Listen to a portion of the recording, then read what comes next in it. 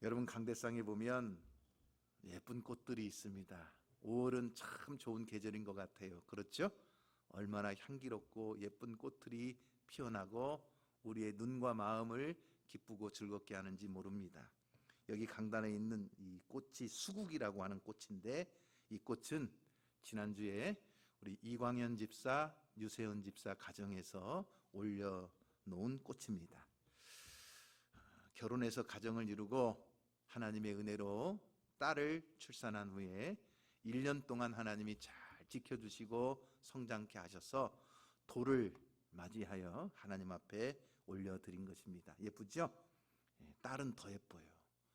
얼마나 예쁜지 몰라요. 지난주에 돌 예배를 드렸는데, 예배를 마치고 식사하는데 글쎄 은혁이가 일어나가지고 걷는 거예요. 한 발짝 한 발짝 걷는데 보니까 그러는 거예요. 목사님, 8걸음 걸었어요. 8걸음. 몇 걸음이요? 8걸음. 저는 몇 걸음 걸었는지 모르겠는데 엄마 아빠는 그걸 다 세고 있더라고요. 돌을 맞아가지고 8발짝을 걸었다고 그렇게 좋아하면서 온 가족들이 기뻐하는 모습을 봅니다.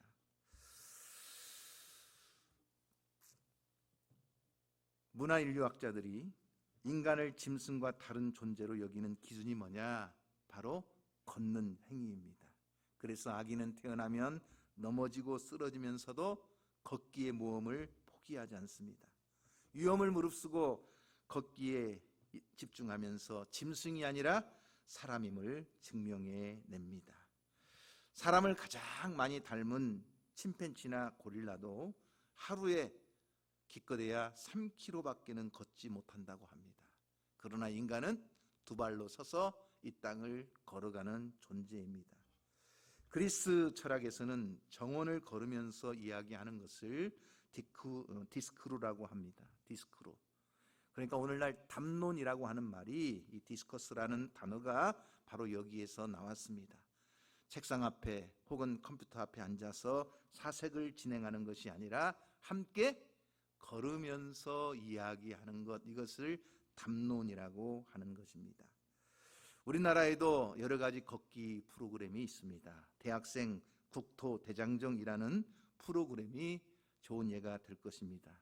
수많은 젊은이들이 걷기 위해서 한자리에 모입니다. 저 전라남도 해남 땅끝 마을에 가면 이 국토순례를 하기 위해서 수많은 사람들이 모여드는데 1년이면 수만 명이 그곳에서부터 국토순례를 시작합니다. 저 임진각까지 약 622km의 국토순례를 합니다. 그 땅끝 마을에 가면 하나의 큰 표지석이 있는데, 한반도의 시작, 땅끝 해남, 그 출발점에 서다 하는 문구가 새겨져 있습니다. 땅끝 마을이지만 거기가 끝이 아니라 뭐예요? 거기가 출발점이라는 이야기지요. 요즘에는 건강한 생활을 위해서 얼마를 걸었고 얼마를 먹었고 얼마를 잤는지 기록해주는 스마트폰 애플리케이션이 많이 있습니다. 그런 앱들은 사용자 외에도 후원자들과 후원 대상자들을 모집을 합니다. 그래서 사용자들이 앱을 다운받고 GPS를 함께 켜두면서 일상생활을 하면 하루 동안에 얼마를 걸었는가가 기록이 되고, 그 걸은 발자국 숫자만큼 포인트가 적립이 돼서 그것이 많은 후원자에게 물질적 후원으로 돌아갑니다. 대단하죠? 내가 걷기만 해도 포인트가 적립이 되고, 그 적립된 포인트가 누구예요? 누군가에게 물질적 후원으로 이어지는 이러한 스토리 펀딩이 잘 연계되는 세상을 우리가 살고 있습니다. 전 세계적으로 사람들이 제일 많이 찾는 이 순례의 길이 있는데, 그것은 바로 스페인에 있는 산티아고의 순례자의 길입니다. 1년이면 수십만 명이 그곳에 모여서 순례의 길을 떠납니다. 남녀노소 할 것 없이 그 흐름을 따라 처음 만난 사람들끼리도 함께 길을 걸어갑니다. 왜냐하면 순례길 완주라는 동일한 목표가 있기 때문에 함께 동행하며 길을 걸어가는 것입니다. 그런데 여러분, 백화점에 한번 가보세요. 수백 명밖에 안 되는데도 조금만 걸어가도 이리 부딪히고 저리 부딪힙니다. 어떤 때는 움직이는 것 자체가 어렵습니다. 언젠가는 백화점에서 명품 백을 세일한다고 하니까 사람들이 백화점 문을 열기 몇 시간 전부터 돗자리를 깔고 앉아있다가 문을 여는 순간 100m 달리기 하듯이 쏜살같이 달려가는데 아수라장이 됩니다. 인간의 욕망을 풀어놓은 곳에는 평안이 있을 수가 없는 것입니다. 이스라엘에는 예수님의 발자국이라고 하는 순례자의 길이 있습니다. 나사렛에서 갈릴리 바다 옆에 있는 가버나움까지 약 65km의 여정인데 4일 동안을 꾸준하게 걸어야 완주할 수 있는 순례의 여정입니다. 왜 이렇게 사람들이 땅을 발바닥으로 밟으면서 순례의 길을 걸어가느냐? 레베카 솔릿이 말하기를 풍경이 이야기를 잉태하고 그 이야기가 다시 우리를 걷기 역사의 현장으로 인도한다고 했습니다. 우리가 발바닥으로 땅을 밟지만 그 밟는 땅 속에서 풍경은 이야기를 만들어내고 그 이야기는 우리를 역사의 현장으로 안내하기 때문에 그렇습니다. 다시 말하면 인간이 발로 밟는 땅은 그 리듬으로 발바닥의 역사를 기록하게 되는 것입니다. 예수님의 사역은 걷기 사역이라고 표현할 수가 있겠어요. 예수님은 평생을 걸어 다니셨습니다. 지금처럼 자동차나 비행기가 없으니까 그렇겠지 할 수 있겠지만 예수님이 평생 동안 33년의 생애를 사시면서 다니신 거리를 계산하면 어떤 사람이 또 재미있게 이것을 계산했어요. 약 34,640km를 주님이 걸으셨다고 합니다. 여러분, 지구 한 바퀴가 40,74km 정도 되니까 예수님은 거의 33년의 생애를 사시면서 지구 한 바퀴를 걸으신 셈이 되는 것입니다.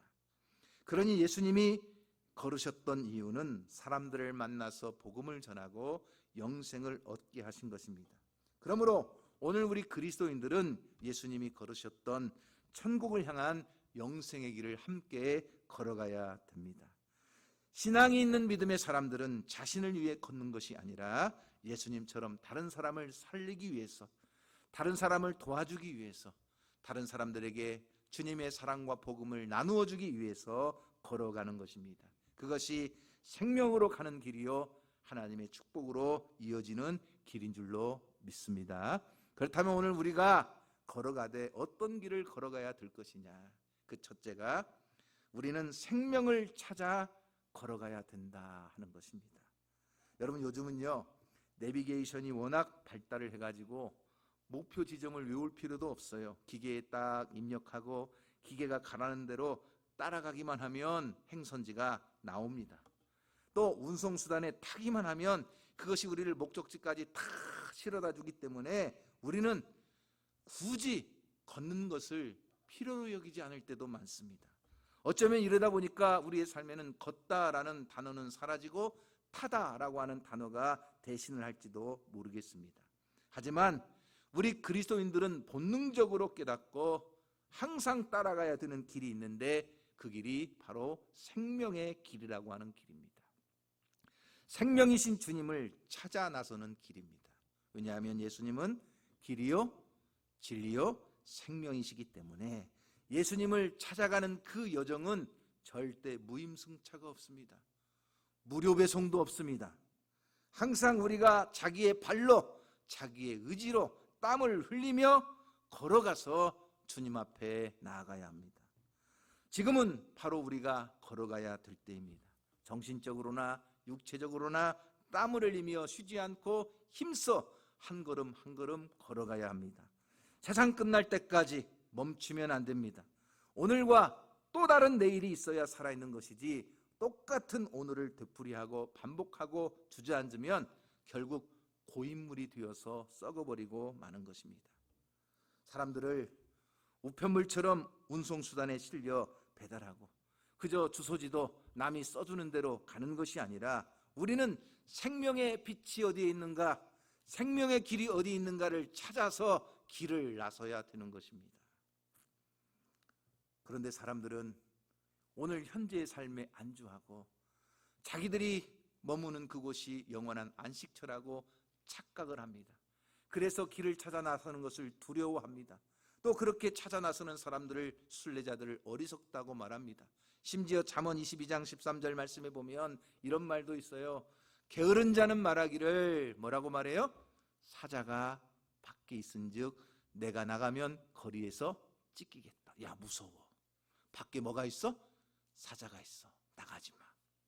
그래서 집에 꼭꼭 숨어서 편안한 침대 위에, 안락한 소파 위에 앉아서 나가기를 주저하듯, 오늘날 많은 사람들도 자기가 하고 있는 일, 자기가 머물고 있는 그곳이 영원한 생명의 자리인 줄 착각하고 길을 나서지 않는 사람들이 너무나 많다고 하는 것입니다. 그러나 여러분, 구원의 길은 생명을 찾아 나서는 길입니다. 바로 예수님을 찾아 예수님 앞에 나아가야 영원한 생명과 복을 얻는 줄로 믿으시기를 바랍니다. 바로 주님의 빛을 찾아 나선 사람들이 있어요. 저 동방에 있는 박사들이었어요. 그들은 하늘을 바라보고 그 하늘의 별을 보기 시작했습니다. 그리고 그 별을 따라 자기들의 삶의 안식처를 떠나서 그 별을 따라서 주님을 찾아 나선 사람들입니다. 여러분, 그들은 하늘을 바라보았어요. 많은 사람들이 이 땅 위의 건강, 이 땅 위의 재물, 이 땅 위의 명예, 이 땅 위의 흥미진진한 이벤트를 찾아 헤맬 때에도 그들은 하늘을 바라보고 세상에 오시는 참 빛 되신 예수 그리스도를 발견하게 된 줄로 믿으시기를 바랍니다. 세상은 깜깜했어요. 그래서 빛으로 오신 주님을 알아보지 못했어요. 요한복음 1장 5절 말씀에 보면 빛이 어둠에 빛이 돼 어두움이 깨닫지 못했다는 거예요. 심지어 9절 10절 말씀에도 보면 참 빛, 곧 세상에 와서 각 사람에게 비치는 빛이 있었나니 그가 세상에 계셨으며 세상은 그로 말미암아 지은 바 되었을 때 세상이 그를 알아보지 못했다는 거예요. 이 세상의 생명의 빛, 영원한 참 빛으로 오신 주님이 이 세상에 오셨지만 깜깜한 어둠 속에 갇혀 있는 사람들은 알지 못했어요. 그러나 동방의 박사들은 그 별을 보고 그 생명의 빛을 찾아 길을 나서기 시작한 것입니다. 여러분, 세상에는 강렬한 인상을 남기는 눈부신 별들이 있습니다. 이 별들을 뭐라고 부르느냐? 별똥별이라고 불러요. 반짝 나타났다가 쉬 떨어지는 별똥별. 그러나 주님의 빛은 이렇게 화려하게 강렬하게 나타나는 빛이 아니었습니다.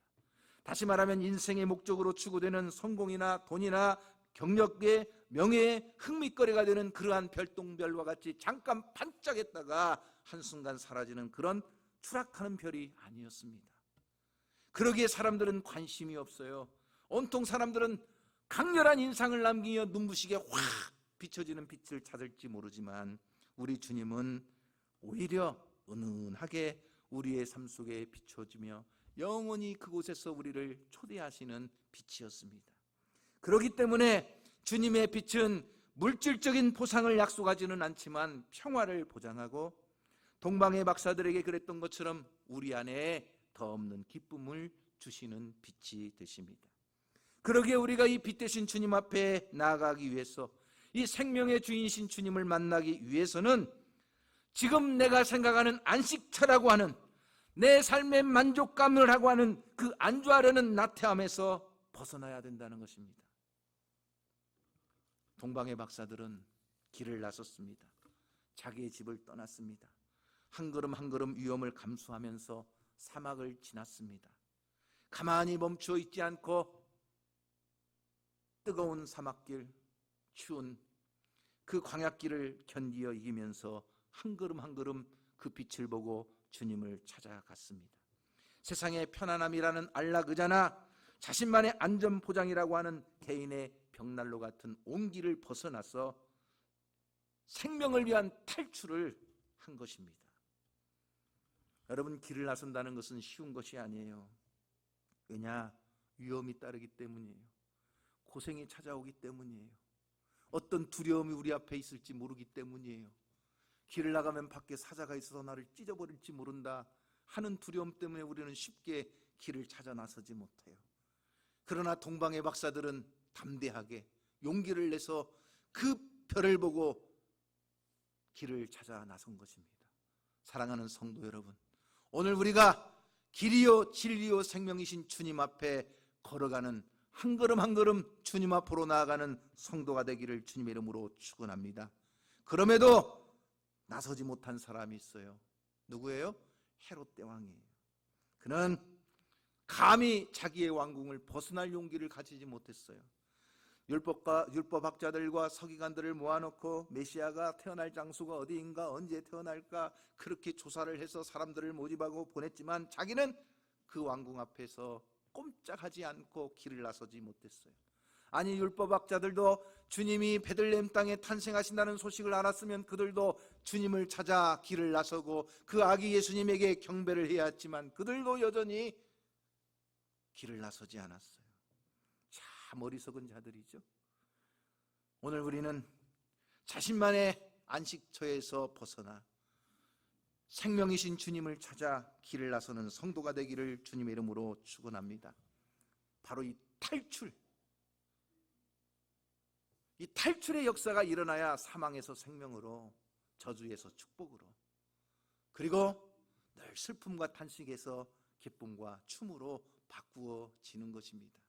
여러분, 하나님께서 애굽에서의 탈출 사건을 통해서 이스라엘 백성들을 노예에서 해방시키고 그들에게 젖과 꿀이 흐르는 약속의 땅으로 인도해 주시는 것입니다. 그러기 위해서 그들은 애굽에서 유월절에 어린 양을 먹고 하나님께서 인도하시는 대로 구름 기둥과 불 기둥을 바라보며 저 광야의 길을 건너 하나님의 약속의 땅으로 걸어가는 것입니다. 때로는 배고픔도 있고 때로는 목마름도 있지만 그러나 주님이 주시는 하늘의 만나를 먹으며 주님이 인도하심을 따라 한 걸음 한 걸음 광야의 길을 건너 하나님의 약속의 땅으로 들어가는 것입니다. 아브라함은 갈대아 우르에 살고 있을 때 하나님께서 그를 택하셨습니다. 그에게 복을 주셨습니다. 큰 민족을 이루고 너의 이름을 창대하게 할 것이고 너를 축복하는 자에게는 내가 복을 주고 너를 저주하는 자에게는 내가 저주를 내릴 것이라고 하나님의 꿈을 아브라함에게 말씀하셨습니다. 그때 아브라함은 자기의 고향과 자기의 친척집과 자기의 아버지의 집을 떠나는 탈출을 했습니다. 그리고 하나님의 말씀을 따라 쫓아갔습니다. 저 갈대아 우르에서 하란을 지나 하나님의 약속하신 가나안 땅까지 걸어서 한 걸음 한 걸음 믿음의 길을 통하여 그가 하나님의 복주심을 받았고 믿음의 조상이 된 줄로 믿으시기를 바랍니다. 그러므로 사랑하는 성도 여러분, 오늘도 우리는 자신의 편안한 침대 위에서, 안락한 소파 위에서 자신의 삶을 포장해주고 보호해줄 것 같은 벽난로와 같은 따뜻한 온기에서 벗어나 우리는 길을 찾아 나서는 걸음의 행위가 필요하다고 하는 것입니다. 아브라함은 좌표가 어디에 있으며 그 목적지가 어느 곳에 있는지 방향도 좌표도 알지 못한 채 하나님이 인도하시는 대로 말씀을 따라 순종하며 걸어갔을 때 그가 드디어 하나님의 약속의 땅을 그와 그 자손들이 얻는 축복을 얻게 된 줄로 믿습니다. 여러분, 오늘 우리는 주일마다 교회에 걸어갑니다. 집에 머무는 것도 아니고 또 들과 산으로 꽃을 찾아 향하는 것도 아니고 주일이면 어김없이 교회를 향해 걸어옵니다. 걸어서 교회에 오고 걸어서 성도들을 만나 나눔을 하고 걸어서 함께 섬기며 봉사합니다. 왜요? 그렇게 찾아 나서 걷는 길이 우리에게 생명의 길이요 구원의 길이요 축복의 길임을 믿기 때문입니다. 그래서 우리는 교회에 나가는 것, 열심히 성경 공부 모임에 나가는 것, 이웃을 위해 신방하는 것, 매일매일 지루하고 일상적인 삶인 것 같아도 우리는 믿음으로 한 걸음 한 걸음 생명을 찾아 나아가는 것입니다. 사랑하는 성도 여러분, 오늘 여러분의 걸음걸음이 생명이신 주님 안에서 믿음의 길을 통하여 사망에서 생명으로 옮겨지고 저주에서 축복으로 옮겨지고 그 슬픔과 탄식에서 기쁨과 찬송으로 옮겨지는 복된 걸음이 되기를 주님의 이름으로 축원합니다. 두 번째, 우리가 걸어가야 될 길이 있는데 그 길은 좁은 길을 걸어가야 된다 하는 것입니다. 어떤 길을 걸어가야 된다고요? 좁은 길을 걸어가야 된다. 장폴 사르트르는 인생에 대해서 이야기하기를 인생은 B로 시작해서 D로 끝난다. 그리고 이 B와 D 사이에는 C가 있다, 이런 말을 했어요. B는 뭐냐? 출생, 버스를 이야기하고 D는 뭐냐? 죽음, 데스를 이야기합니다. 그리고 이 B와 D 사이에는 C가 있는데 C가 뭐냐? 우리 학생들에게 물어보면 C가 뭐야? 출생과 죽음 사이에 있는 C가 뭐야? 물으면 치킨이요, 이렇게 말한다고 합니다.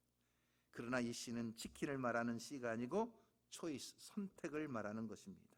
다시 말하면 인생은 늘 선택의 연속인데, 이 선택은 인간에게 주신 자유지만 그 선택에는 반드시 책임이 따라오고 결과가 찾아온다는 것입니다.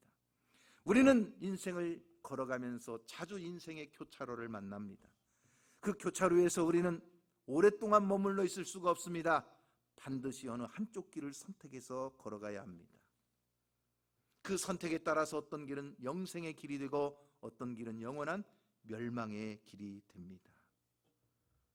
하나님께서 신명기 30장 19절 말씀에서 우리 인생 앞에 놓여있는 두 가지 길을 가르쳐 주셨는데 이렇게 나와요.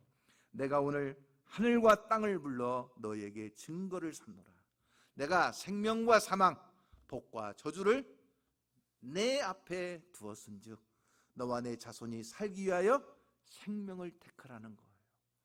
복된 길을 택하라는 거예요. 그런데 어떤 길이 생명의 길이요 복된 길이냐? 어떤 길이 저주의 길이고 멸망의 길이냐? 예수님께서 우리 앞에 놓여있는 인생길 가운데 두 개의 문이 있고 두 개의 길이 있다고 가르쳐줘요. 마태복음 7장 13절 말씀에 보면 우리에게 선택해서 걸어가야 될 길은 어떤 길이냐? 좁은 문으로 들어가라. 멸망으로 인도하는 문은 크고 그 길이 넓어 그리로 들어가는 자가 많고, 생명으로 인도하는 문은 좁고 길이 협착하여 찾는 자가 적음이라 그랬어요. 하나는 넓은 문이 있고요, 하나는 좁은 문이 있어요. 넓은 문은 찾는 사람이 많아요. 그 문을 열고 들어가면 그 길도 넓어요. 좁은 길은요, 찾는 사람도 적어요. 그 문을 열고 들어가면 길도 좁아요. 험해요. 눈물 없이 못 가는 길이에요. 피 없이 못 가는 길이에요. 험난하고 고생스러운 길이에요. 그러니 사람들이 잘 찾지 않고 찾는 자가 적어요. 그런데 우리 예수님이 뭐라고 말씀하세요? 너희는 좁은 문으로 들어가서 좁은 길을 걸어가라고 가르쳐줘요. 왜? 그 길의 끝에 영원한 생명이 있고 그 길의 끝에 영광이 있고 축복이 있다고 우리에게 가르쳐줘요. 예수님이 이 말씀을 하실 때 당신은 로마 제국이 세계를 지배하고 있을 때예요. 로마 제국 그러면 길로 유명한 제국이에요. 그래서 17세기의 프랑스 작가 라 퐁텐이 처음 말하기를 모든 길은 로마로 통한다 하는 말을 했어요. 모든 길은 로마로 통한다. 로마 그러면 뗄래야 뗄 수 없는 것이 뭐예요? 길이에요. 길. 시오노 나나미는 로마인의 이야기라는 책에서 로마를 예찬하기를 성을 쌓는 자는 망하고 길을 내는 자는 흥한다는 말을 했어요. 그만큼 로마는 길을 많이 낸 제국인데 3세기 말 기준으로 총 8만 5천 킬로미터나 되는 방대한 도로막을 만들어서 로마 제국을 다 길로 연결시켜 버렸어요. 단순히 도로만 많이 건설한 것이 아니라 견고하게 만들어서 도로 하나도 사중으로 되어 있고 무거운 화물을 실은 수레가 쉽게 지나가도록 그 도로 위에 홈을 파놓았고, 그리고 비가 내려도 물이 고이지 않도록 중앙을 높게 하고 가해를 낮게 해서 물이 자연스럽게 빠져나가도록 만들었어요. 그래서 그 로마가 만든 길 위에 달리는 전차와 마차의 속도가 빨라지면서 줄리어스 시저는 하루에 160km를 이동했고 100년 뒤에 티베리우스 황제 때는 하루에 300km를 이동했고, 로마의 네로 황제의 죽음을 알리기 위해서 스페인을 달렸던 전령은 540km를 36시간 만에 주파했다고 합니다. 그만큼 로마 제국은 넓은 길을 바탕으로 해서 다른 모든 나라를 압도하는 제국으로 성장을 했습니다. 그래서 유럽과 아시아와 북아프리카를 연결하는 도로막을 구축했어요. 그래서 전대미문의 역사를 써내려 갔지만 그러나 로마 제국 또한 멸망에 이를 수밖에 없었어요. 476년 9월 4일 오도 아케르가 이끄는 게르만 용병에게 함락되고 결국은 로마 제국도 멸망의 끝을 달려갈 수밖에 없었어요. 아무리 많은 사람들이 4차선, 8차선, 20차선을 이루어 하이웨이처럼 달려가도 결국 그 길의 끝에는 멸망이 있다는 것을 우리에게 가르쳐줘요. 예수님은 바로 좁은 문이에요. 예수님은 좁은 길이에요. 찾는 자가 적을지 모르지만 반드시 그 길에는 영원한 생명이 있는 줄로 믿으시기를 바랍니다. 하지만 이 좁은 길을 택하는 사람들이 적어요. 험난하기 때문이에요. 좁은 길을 찾는 자가 적어요. 왜요? 잘못하면 사위에서 왕따를 당하기 쉽기 때문이에요. 좁은 길을 찾는 자가 적어요. 너무나 고생스럽기 때문이에요. 눈물 없이 못 가는 길, 피 없이 못 가는 길. 그래서 사람들이 자꾸만 넓은 길을 택하고 쉬운 길을 택하려고 해요. 오늘날 대한민국에도 천주교는 점점 그 교세가 성장을 하는데 기독교는 점점 감소세를 보이고 있어요. 그 이유가 뭐냐? 그 이유 가운데 하나가 교인은 가면 헌금을 강조하고 자꾸 전도하라고 강조하고 봉사하라고 가르치고 부담을 너무 많이 준다는 거예요. 그러나 천주교에 가면 제사를 지내도 좋고 술 담배 먹어도 좋고 이것도 해라 저것도 해라 부담을 주지 않으니까 다니기가 너무나 편하다는 거예요. 그러나 여러분, 사람이 좋고 편하다고 해서 반드시 그 길에 생명이 있고 축복이 있는 것은 아닙니다. 오늘 우리는 기독교를 향해서 많은 사람들이 비판해요. 모든 종교가 다 똑같은 종교이고 종교의 가르침에 다 진리라고 말하고 모든 종교에 다 구원이 있다고 말하지 왜 기독교는 오직 예수만이 길이요 진리요 생명이라고 말하느냐? 왜 예수만 믿어야 구원을 받는다고 말하느냐? 그러니 기독교는 독선이라고 말하면서 자꾸만 기독교를 코너에 몰아세우고 기독교를 비판합니다. 종교 차별법을 만들고 그래서 자꾸만 세상의 법으로 교회를 압박하려고 합니다. 그러나 우리는 넓은 길로 갈 수가 없습니다. 왜냐? 오직 예수 그리스도만이 우리를 죄와 사망에서 구원하시며 오직 주님만이 십자가에서 흘리신 그 보혈로 우리의 모든 죄를 깨끗하게 사하시며 죽음을 이기시고 부활하신 예수 그리스도만이 부활의 첫 열매가 되셔서 우리에게 영원한 생명을 주시는 줄로 믿으시기를 바랍니다. 주님이 생명의 문이요 양의 문이 되셔서 주님을 통하여 들어가는 자만이 저 하늘의 천국에 들어갈 수 있는 영생을 얻기 때문에 우리는 불교에도 유교에도 모든 세상의 종교에도 다 구원이 있다고 말할 수가 없는 것입니다. 그 길은 넓은 길일지 모르지만 그러나 우리는 좁은 길로 보일지라도 오직 예수님밖에 없다고 고백하며 믿음으로 걸어가는 것입니다. 사랑하는 성도 여러분, 앞으로 세상에는 예수를 믿는 것이 살아서 예수를 믿는 것이 죽어서 순교하는 것보다 더 힘들고 고독한 세대가 올지도 모른다고 우리에게 가르쳐줍니다.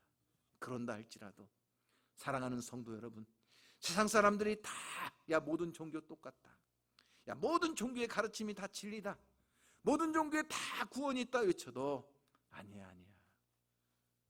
오직 예수님만이 우리의 구주이셔. 오직 예수님의 보혈만이 나의 죄를 깨끗하게 용서하셔.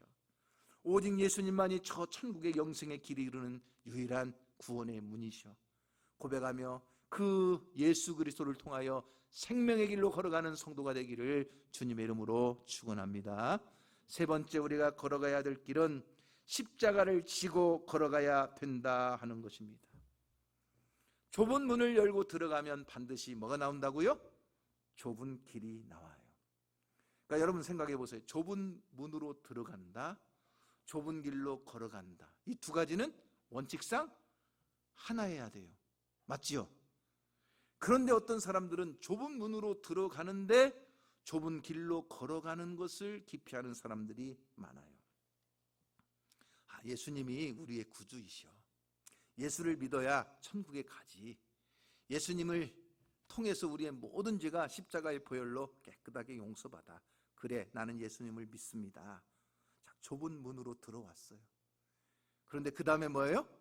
이 좁은 길로 걸어가는 것은 기피해. 왜? 너무나 고생스럽거든요. 너무나 험난한 길이거든요. 그 길은 고난의 길이요 가시밭길이거든요. 그런데 거기에다가 뭐까지 매라고 말아쳐 주느냐?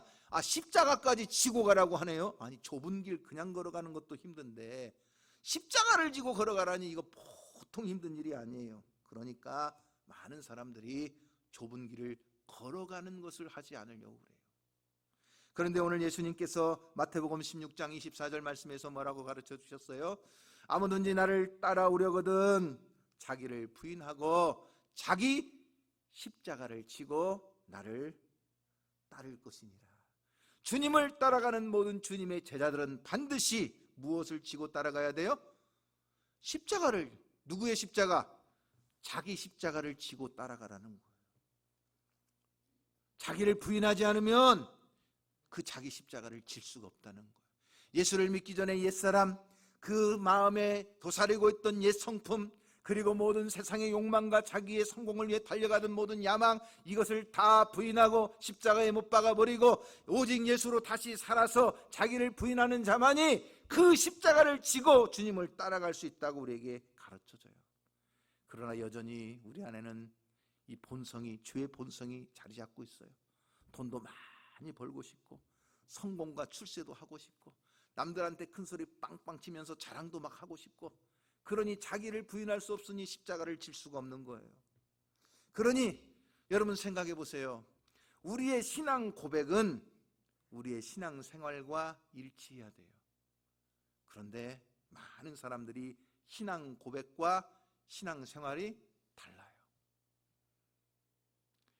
입술로는 주여 주여 하면서 신앙 고백을 하는데 삶으로는 신앙 생활을 하지 못해요. 왜냐? 십자가를 지고 좁은 길을 걸어가기가 너무나 힘들기 때문이에요. 고생하고 싶지 않기 때문이에요. 자기를 희생하고 싶지 않기 때문이에요. 자기를 부인하고 자기를 내려놓고 싶지 않기 때문에 십자가를 지고 좁은 길을 걸어가는 것을 기피하는 경향이 많아요. 그러나 사랑하는 성도 여러분, 우리가 십자가를 벗어버리면 면류관도 없다는 사실을 우리는 깨달아야 합니다. 믿으십니까? 주님 앞에 나아가 주님 앞에 섰을 때 우리 주님께서 우리에게 주시는 영광의 면류관, 생명의 면류관, 의의 면류관을 받아쓰기 원한다면 우리는 주님 앞에 갈 때 반드시 십자가를 지고 가야 합니다. 십자가를 내려놓고 그냥 가는 자들에게는 면류관이 없다는 거예요. 여러분, 우리가 찬송을 부릅니다. 십자가 군병되어서. 그 찬송의 가사가 이런 가사가 있어요. 나의 주 그리스도 나를 속량했으니 나 십자가를 벗은 후, 그 다음 뭐예요? 주 면류관 쓰리. 무엇을 벗은 후에? 십자가를 벗은 후에 저 면류관 쓰리. 여러분, 야고보서 1장 12절 말씀에도 보면 시험을 참는 자는 복이 있나니 이는 시련을 견디어낸 자가 주께서 자기를 사랑하는 자들에게 약속하신 생명의 면류관을 얻을 것이기 때문이라. 십자가를 지고 가는 자만이 주님 앞에서 그 십자가 내려놓고 면류관을 받아 쓰는 줄 믿으시기를 바랍니다. 십자가가 없으면 면류관도 없다는 사실을 기억하시기 바랍니다. 그러므로 우리가 신앙생활을 하고 교회 생활을 하고 열심히 헌신 봉사하다 보면 정말 무겁게 느껴지는 십자가가 있어요. 어떤 사람에게는 참 봉사하는 일들이 십자가예요. 내가 어떤 때는 몸도 피곤하고 아픈데 이거 운전하는 일이 너무 힘들어요. 성도들보다 1시간 먼저 나와야 되죠. 성도들 다 귀가시키고 1시간 뒤에 가야 되죠. 그런데도 조금만 늦으면 큰 소리 뻥뻥 치죠. 자기는 5분 10분 늦게 나오면서도 차가 5분만 늦게 오면 막 운전하시는 분한테 뭐라고 하죠? 야, 내가 이거 운전 봉사 해야 되나? 내가 월급 받는 것도 아닌데. 식당에서 열심히 봉사하면서 음식을 성도들 위해 정성껏 만들지만 음식이 짜네, 국이 싱겁네, 맵네 하면서 그냥 막 하면, 야, 내가 이런 소리 들으려고 식당에서 봉사하나? 열심히 앞에서 안내하고 성도들을 맞이하지만 어떤 성도들은 또 삐져요. 아유, 저분이 누구한테는 반갑게 인사하고 나한테는 눈을 피하네? 기분 나빠. 그래가지고 뒤에서 또 막 안내하는 그분을 막 씹어요.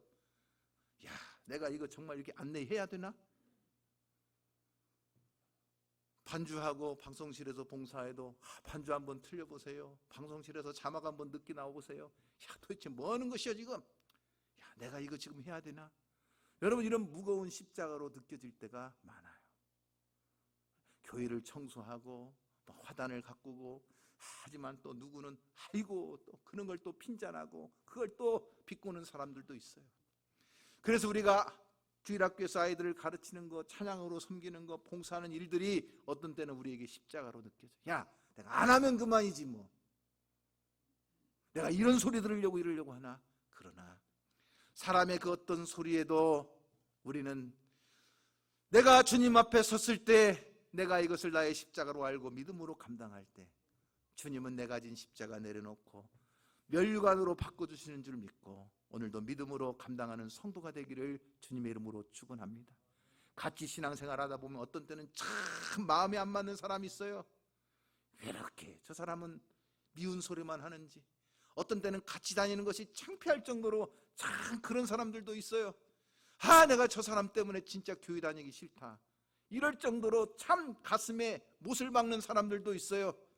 그러나 그런 성도를 위해서도 하나님, 내가 저 성도를 위해서 기도하라고 하나님이 나에게 주신 내 십자가인 줄 믿습니다. 그래서 그 성도를 위해서 기도하고 그 성도를 오히려 사랑으로 품고 섬기다 보면 하나님은 그래, 그 십자가를 이제는 내려놓고 내가 너에게 면류관으로 씌워주마. 하나님은 우리의 십자가를 벗겨주고 우리의 머리에 면류관을 씌워주시는 은혜를 안겨주시는 줄로 믿으시기를 바랍니다. 그러므로 사랑하는 성도 여러분, 저 동방의 박사들이, 애굽에서 종살이 하던 이스라엘 백성들이, 갈대아 우르에 살던 아브라함이 하나님의 생명과 축복의 길을 찾아 자신의 본토와 친척과 아버지의 집을 떠난 것처럼 오늘 생명의 길을 찾아 주님 앞으로 나아가는 성도가 되기를 주님의 이름으로 축원합니다. 아무리 좁은 길이라 할지라도 그 좁은 문으로 들어가 십자가를 짊어지고 주님의 길을 따라가는 사랑하는 성도가 되기를 주님의 이름으로 축원합니다. 그럴 때 비록 걸어가는 동안은 무겁게 느껴질지 모르지만 우리 주님은 우리에게 영광의 면류관으로 안겨주실 줄로 믿으시기를 바랍니다. 할렐루야.